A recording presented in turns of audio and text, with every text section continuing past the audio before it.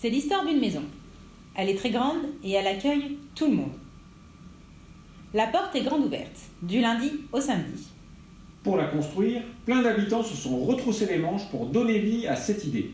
Et ils continuent de le faire chaque jour en prenant leurs responsabilités citoyennes pour faire vivre le lien social.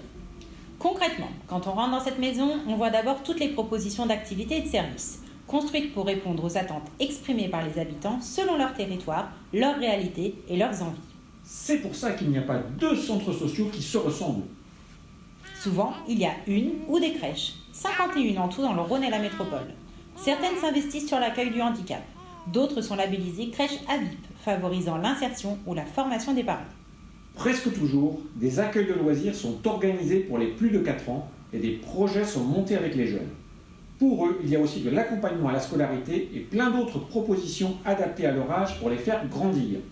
Mais il n'y a pas que l'enfance et la jeunesse qui ont leur place au centre social. L'appui aux familles et le soutien à la parentalité est aussi un aspect fort de la maison. Groupe de parole ou café des parents, activités parents-enfants, on avance ensemble pour nourrir chaque parent dans son rôle éducatif et accompagner toutes les situations. Cette maison, si elle ressemble parfois à une ruche, très active à l'intérieur, elle est surtout faite pour se tourner vers l'extérieur et ouvrir les horizons. On y organise beaucoup de sorties, culturelles, de loisirs, nature, détente. On y vient en solo ou en famille, mais on va toujours en collectif.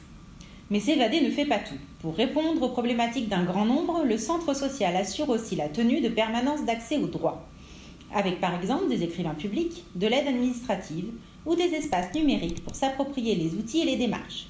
Le Rhône et la métropole en comptent 35. Le centre social, c'est aussi une maison des projets par et pour les habitants du territoire.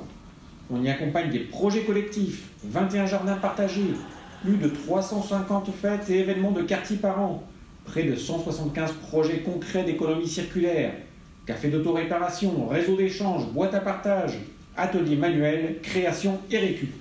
C'est également une maison de la citoyenneté où l'on crée les conditions du pouvoir d'agir des habitants, avec par exemple des espaces seniors animés et coordonnés par des aînés pour les aînés, mais aussi l'accompagnement de démarches collectives visant à agir sur son environnement. Mise en place de pédibus, de systèmes de covoiturage, maintien d'une ligne de bus desservant le quartier. Plus de 206 initiatives citoyennes sont ainsi accompagnées chaque année.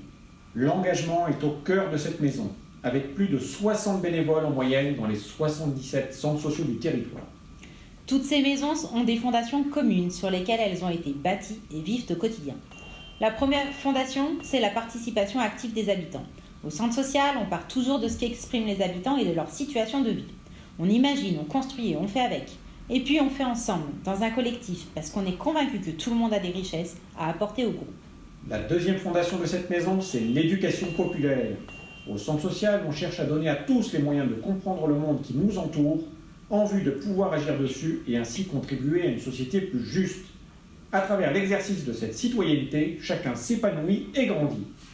La troisième fondation de la maison, c'est la co-construction avec les collectivités territoriales et la CAF, dans une dynamique de développement social local. Au centre social, la proximité avec la population est complémentaire à la proximité avec les partenaires et acteurs locaux. Dialoguer, agir en concertation, contribuer aux politiques publiques, être relais sur les enjeux, porter les préoccupations des habitants, le rôle du centre social est multiple. Pour la faire vivre, l'entretenir et la rénover, plusieurs acteurs apportent des fonds.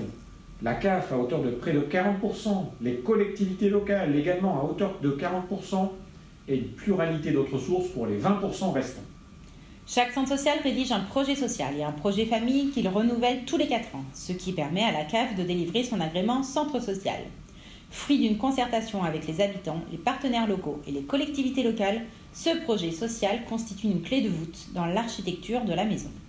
Comme la maison a été construite par et pour les habitants, quel que soit le contexte, elle vit. Le lien demeure, on invente plein de choses pour le maintenir quand la rencontre physique devient plus difficile. Des maisons comme ça, il y en a 77 dans le Rhône.